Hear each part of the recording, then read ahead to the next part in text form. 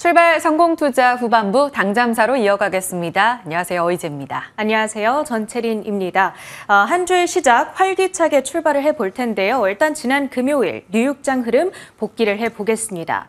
자, 우리 증시 분위기는 조금 냉랭합니다. 하지만 뉴욕 증시는 상당히 뜨거운 움직임을 이어가고 있는 분위기죠. 지난 금요일에 상승의 폭이 아주 크지는 않았지만 다우와 S&P 500 지수 다시 한번 최고가 수준까지 경신을 했습니다. 지금 증시를 이렇게 견인하고 있는 요인은 단연 기업들의 실적이 되겠는데요. 지금까지 주요 기업들 가운데 14%가 실적을 내놓은 가운데 75%는 호실적, 그리고 금요일장에서만 하더라도 인투이티브 서지컬, 다빈치 로봇 수술로 병원에서 한 번쯤 그 브랜드를 보셨을 겁니다. 지금 이 로봇을 이용한 수술 사례가 아주 큰 폭으로 늘어나고 있다는 소식과 함께 주가가 10% 급등을 했고, 또 넷플릭스 역시도 실적 호조에 따라 11% 급등을 하면서 시장을 이끌어가는 분위기였습니다. 미국 증시는 이제 지난주까지 6주 연속 랠리를 이어가고 있고요. 대선을 바로 이렇게 코앞에 두고서 이러한 강세가 이어지는 것은 상당히 이례적인 케이스다라는 평가가 들려오고 있습니다. 하지만 지금 증시 전반적으로 여건이 괜찮기 때문에 11월에도 강세가 지속될 거라는 낙관론이 속속 들려오고 있는 상황입니다. 특징주, 애플의 중국 내 판매량, 아이폰 16의 판매량이 호조를 나타내고 있습니다. 20%나 증가했다라는 소식이 들려오고 있는데, 중국 안에서 한동안 고전을 해왔던 애플인데 이제 분위기가 좀 바뀌어가고 있는 모습이죠. 이제 애플의 시가총액이 4조 클럽 가입까지 얼마 남겨두고 있지 않습니다. 한 12% 정도만 더 달려가면 되는데 YTD 상승률이 22%, 지난 금요일에 다시 한번 사상 최고가를 경신한 애플, 과연 4조를 찍을 수 있을지 기대가 되고요. 넷플릭스는 지난주 이 시간 말씀드렸다시피 3분기 가입자 수가 507만 명 급증을 했습니다. 특히 애드티어 가입자 수가 전분기 대비 35%나 늘어났고요. 덕분에 주가는 11.1% 급등. 이 넷플릭스의 현재 시가총액이 440조 원 정도 되는데 삼성전자의 시가총액보다 훨씬 높은 수준이 되겠습니다. 마지막으로는 비스트라와 오클로, 지난주 구글과 아마존이 SMR에 대한 투자 계획을 밝혔죠. 그런 가운데 관련한 원전주들이 상승세를 이어갑니다. 이날은 비스트라가 3%, 오클로는 16% 가까이 오르면서 한 주 동안 99%나 폭등세로 마무리를 지었습니다. 그 밖의 특징주들 이날은 조금 더 보셔야겠는데요. 전체적으로 시장은 조금 뮤티드된 분위기 속에서 이렇게 환한 불을 켜고 있는 종목들은 실적을 내놓은 기업들이 주로 되겠습니다. 반도체 내부적으로는 우리가 챙겨봐야 될 이슈들이 개별적으로 많이 쏟아지는데요. 특히 TSMC, 이 미국 정부가 TSMC가 중국의 화웨이를 위해서 AI 칩을 만들어줬는가 그 여부를 조사 중이라는 소식이 들려왔죠. 이 소식에 따라서 주가는 2.5%의 내림세를 그렸는데, 만약에 이것이 사실로 드러나게 된다면 미국 기술에 대한 제한을 접근해버릴 수가 있기 때문에 나중에 부정적인 영향을 줄 수가 있겠습니다. 주의를 해보셔야겠고요. 그리고 21일인 오늘이죠. 중국 인민은행이 대출 우대금리, 사실상의 기준금리 역할을 하는 건데요. 이 LPR을 인하할 것으로 기대되고 있습니다. 이러한 추가 부양 기대감 속에서 중국 관련주들 일제히 오름세를 연출했는데요. 과연 오늘 시장에서도 연속성을 띠게 될지 지켜보셔야겠습니다. 미국 대선이 딱 2주 앞으로 다가왔습니다. 그런 가운데 트럼프 트레이드에도 주목을 하셔야 될 것 같습니다. 최근에 미국 증시에서의 이 흐름을 보니까요. 공화당의 정책 수혜주들 흐름, 그리고 versus 이 민주당의 정책 수혜주들 흐름을 보니까 이 파란색으로 표시된 것이 공화당 정책 수혜주들의 흐름인데 지금 역전된 이 분위기 포착이 되죠. 그러니까 트럼프의 승리 확률에 베팅하고 있는 움직임이 시장에서도 아주 뚜렷하게 나타나고 있다는 이야기가 되겠습니다. 그리고 그 강세를 주도하고 있는 자산으로는 비트코인, 금, 달러화 등이 포함이 되고요. 대표적인 트럼프의 수혜주로 여겨지는 트럼프 미디어의 주가 역시 지난 한 달간 140%대의 어마어마한 폭등세를 기록하고 있습니다. 국내 증시에서 주목해보실 만한 종목들, 테마들을 정리해봤습니다. 방산, 금융, 그리고 에너지, 바이오 관련한 종목들까지 우리 시장에서도 이러한 수혜 움직임이 나타나게 될지 지켜보셔야겠고요. 마지막으로 실적 일정까지 챙겨보도록 하겠습니다. S&P 500 기업 가운데 20%가 이번 주에 실적을 내놓게 됩니다. 아무래도 투자자들이 가장 주목하고 있는 것은 수요일에 나오는 테슬라, 그리고 목요일에 발표되는 아마존의 실적이 되겠는데요.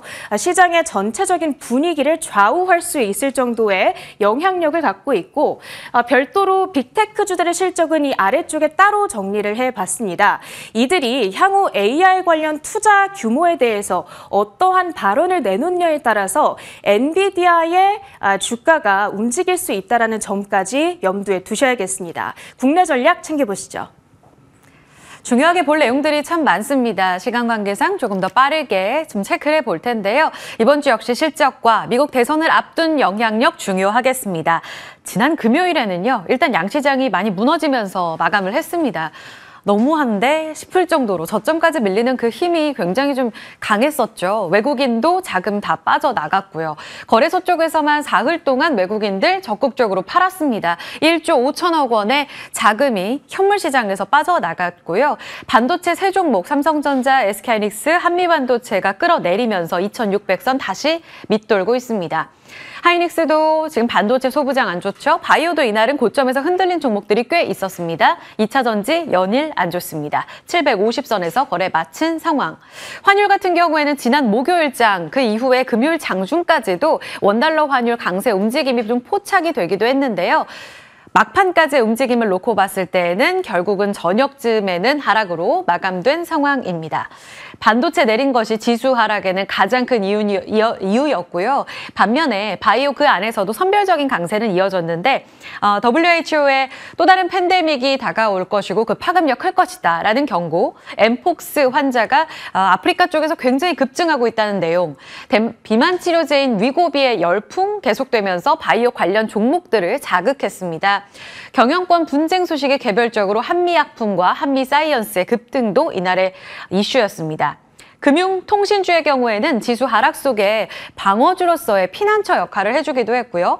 배당 메리트가 큰 종목들 확실히 안전하구나. 게다가 K밸류업 지수 한 차례 더 리밸런싱을 앞두고서 종목이 좀 보완될 가능성이 있죠. 종목들 힘 받아가면서 금융지주사 신고가, 통신주들 강세, KT의 강세가 연일 돋보입니다. 또 한 번 신고가죠. 이날 신고가 종목 11개, 신저가 종목 88개로 밀려난 모습 확인됐습니다. 간만 보신 것처럼 미증시는 사상 최고치 행진을 보이고 있습니다. 미국과 한국 간의 그 온도는 더 벌어진 지난 한 주였는데요. 그 전주에 코스피가 한 1% 가깝게 상승을 보였습니다. 그리고 다른 글로벌 증시도 대체로 좋았고 중화권만 좀 밀렸었던 그 전주의 흐름인데요. 그 전전주의 경우에는 확실히 코스피가 선방했다면 딱 지난 한 주 14일부터 18일까지의 흐름만 놓고 보면 코스피는 완벽한 소외입니다. 다우가 나스닥이랑 나란히 1% 가깝게 상승을 보이면서 S&P 500 기준으로 딱 10월에 지금 PER은 한 22배까지 올라와 있습니다. 비싼가 보면 5년 평균, 10년 평균 기준으로는 조금 높다라고 볼 수가 있겠고요. 신고가 영역에 있는 종목들 대다수 빅테크 중심으로 해서 또 러셀 2000 지수 안에 종목이 많은데요. 그 중소형주 종목들 안에서도 실적 기대감 있는 쪽들이 지수를 견인합니다. 그럼 우리 코스피의 이 계속되는 밸류에이션 디스카운트는 얼마나 될까? 지금 10월 기준으로 코스피 PER은 8배 정도고요. 9배 채 안 됩니다. 그리고 PBR은 거의 저점 평균이 0.86배인데 현재 0.9배 정도를 나타내고 있습니다. 확실히 싼 건 맞는데 전혀 그 저가 메리트가 부각이 안 되는 상황. 코리아 디스카운트 두 가지 지속되고 있다고 보고 있습니다. 반도체 리스크, 외국인들이 사들일 만한 메리트가 없다. 지난 한 주 동안에 소화했던 내용으로 본다면 ASML의 실적 쇼크죠. 그리고 그 다음 날 TSMC의 실적 서프라이즈 서프라이즈. 하지만 목요일 한 30분 정도 오후장에 반영되고 금요일은 거의 급락이었습니다. 여전히 삼성전자는 역대 최장 기간의 외국인 매도를 나타내면서 레거시 쪽의 수요가 살아나지 못하는 흐름을 나타내고 있고요. 파운드리 안 좋았다는 것도 이번에 ASM 실적 부진과 연결고리가 있죠. 텍사스 쪽으로 이 ASML 장비를 받는 것 우리 일단 미룰게 라는 내용도 금요일에 반영되며 추가 하락을 자아내고 있습니다. 미중 간 안에서 TSMC와 엔비디아 그 갈등 균열 그리고 더불어서 지금 조사 들어가 있다라는 부분도 추가 팩트 체크가 필요한 내용입니다. 커지는 대북 리스크. 두 가지 움직임까지 체크해보면서 빅테크의 이번 주 실적과 하이닉스의 실적 발표가 가장 중요한 키포인트가 되겠습니다. 그래서 봐야 할 내용 24일 실적 발표 나옵니다. 매출액은 좋아질 것으로 예상되고 실적은 지난주 이전에 보였던 삼성전자의 3분기보다는 다른 결과가 나올 것으로 예상되고 있는데요. 6조 5천억 원에서 지금 7조 원까지의 가이던스 나와 있습니다. 한 8에서 6.9조 원은 되지 않겠느냐 시장 기대고요. 이런 움직임에 부합해 준다면 다시 한번 지난주에 뚫어내지 못했던 20만 원을 돌파할 수 있을까? 사실 9월부터 봤을 때는 긴 기간으로 봤을 때 하이닉스가 압도적으로 외국인이 2달 동안 가장 많이 산 코스피 종목은 맞는데요. 딱 지난주 14일에서 18일까지 놓고 봤을 때 두산 에너빌리티가 주간 단위로 외국인이 가장 많이 산 종목으로 꼽혔습니다. 한 380억 원 정도 순매수를 나타내면서 일부 반등을 보이자 이전 저점에서 올라온 속도만큼 외국인들이 적극적으로는 담지 않고 있다는 게 포인트입니다. 20만 원 여기 정도 왔으면 거의 다 된 것인가? 아니면 이번 실적 발표가 20만 원을 돌파할 핵심 변곡점이 될 것인가? 지켜봐야 될 포인트가 되겠습니다. 역대 최장 기간의 삼전 순매도와 하이닉스 이렇게 놓고 봤을 때 레거시 수요 약하고 AI 수요는 강력하다. 지난 한 주 동안 ASML 실적과 TSMC 실적에서 확인했던 내용이죠. 그래서 두 기업의 온도차도 벌어져 있는 상황인데 이 괴리가 계속해서 벌어질 것인가 아니면 가격 메리트의 시장이 주목할 것인가는 여전히 관심권에서 지켜봐야 될 포인트가 되겠습니다. 그 두 종목의 키도 중요하지만 소부장단의 이슈도 체크가 필요한데요. 지난 금요일에 갑작스러운 한미 반도체 실적 급락 움직임, 목요일에 실적 서프라이즈 나왔었죠. 그리고 하나 인더스트리얼 솔루션즈, 하나 정밀기계를 품고 있는데 이쪽에서 지금 SK하이닉스 쪽으로 TC본더 콜테스트 승인했는데 탈락했다라는 내용이 나오면서 이 전날 이미 한 차례 급락이 나왔습니다. 이날은 낙폭을 좀 줄였지만요. 그런데 장중에 현대차증권 쪽에서 리포트가 나오면서 지금 경쟁사 쪽에서 탈락한 것이 확인됐다라는 좀 단정적인 이야기가 나오기도 했습니다. 하지만 여기서 변동성을 보이자 시장의 오해에 대해서 좀 정정합니다라는 이야기가 나오면서 아직은 열린 결말로 가능성을 열어둔 리포트로 재정정이 됐다라는 측면은 확인을 해보셔야겠습니다. 일단은 목표 주가가 좀 하향 조정이 되면서 이 두 종목 TC본드와 관련돼서 MS의 변화에 어떤 이야기가 나오게 될지 움직임 체크해 보셔야겠고요. 이 두 종목의 급락 움직임 속에 다른 종목들도 투심의 영향을 받은 상황입니다. 비교적 견고한 종목들이 있기는 하나 이들의 방향성까지도 잠시 후에 체크해 보도록 하겠습니다. 네, 북한 리스크는 계속 보셔야 될 것 같은데요. 지금 금요일 장 마감하고 나서 시간의 거래에서 소형 방산주들이 튀어 올랐습니다. 왜 이렇게 우리 시장 팔지? 라는 측면에 있어서도 우리 시장에 리스크가 될 만한 재료가 갑작스럽게 등장을 했죠. 속보를 통해서 국정원 쪽에서 북한 지금 러시아 우크라이나 전으로 12,000명 정도 파병한 것 확인되고 있다라는 내용이 전해지고 있습니다. 인공위성 통해서도 확인이 됐다라는 내용들이 주말 사이 많이 나오면서 정치권에서는 규탄하는 모습도 이어졌습니다. 지금 대북 리스크가 계속 커지고 있다는 점은 이쪽이 대안처가 될 것인가? 우리 시장 안 좋은 만큼 일단은 현금으로 챙기는 게 맞는가에 대한 이야기는 잠시 후에 또 질문을 통해서 체크해 봐야 되겠습니다.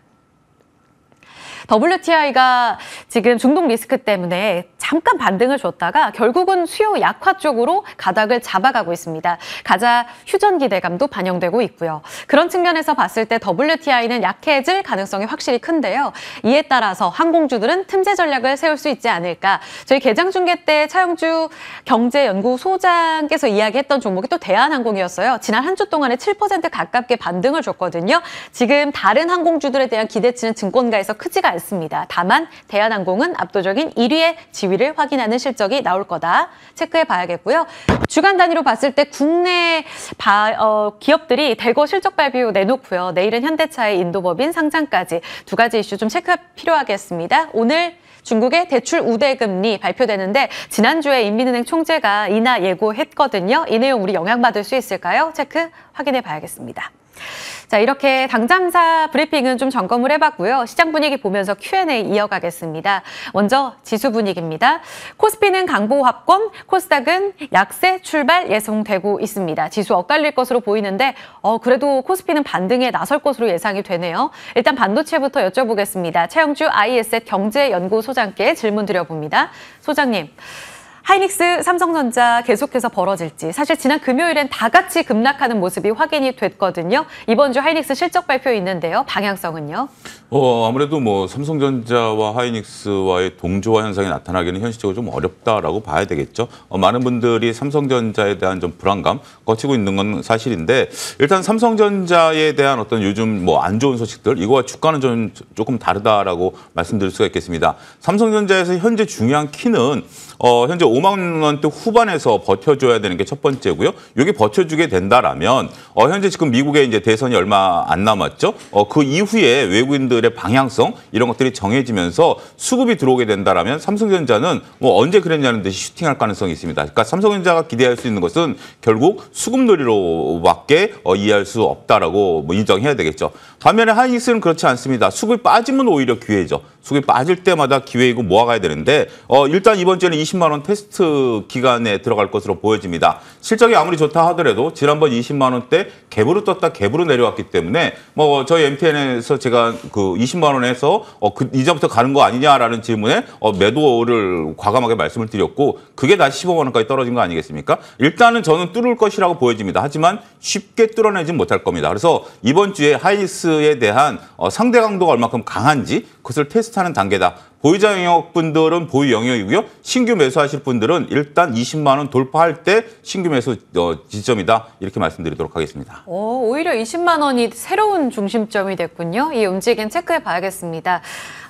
다음 질문은요. 지금 지수는 일단 반등에 성공을 하고는 있는데 대북 리스크 어떨까요? 지수에는 악재. 그럼 방산주에는 대안이 될지 보니까 시간의 거래에서는 소형 방산만 움직이고 대형 방산주들은 신고가에서 좀 흔들리기도 했거든요. 추가 전략은요?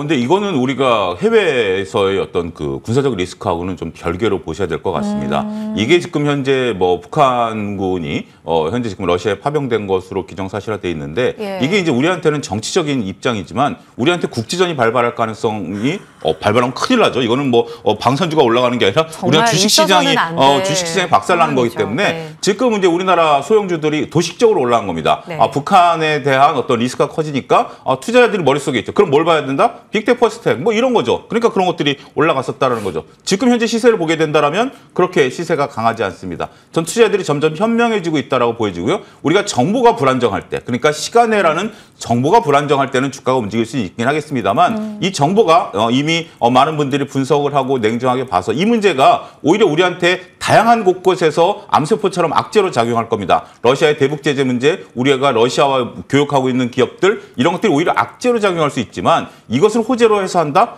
만약에 그 과거 같으면 벌써 이런 종목들이 10% 20%씩 올라가야죠. 근데 저는 투자자들이 점점 현명해지고 있다라고 보여지기 때문에 여전히 방산, 뭐 리스크 그러면 중소형주, 방산주 보는 것들에 대해서는 조금 우리가 좀 달리 봐야 되지 않을까 저는 그렇게 말씀드리고 싶습니다. 이렇게 이야기 좀 나눠봤고요. 차 소장님과는 잠시 후 개장 중에서 조금 더 깊은 이야기 나눠보겠습니다. Q&A 진행했습니다.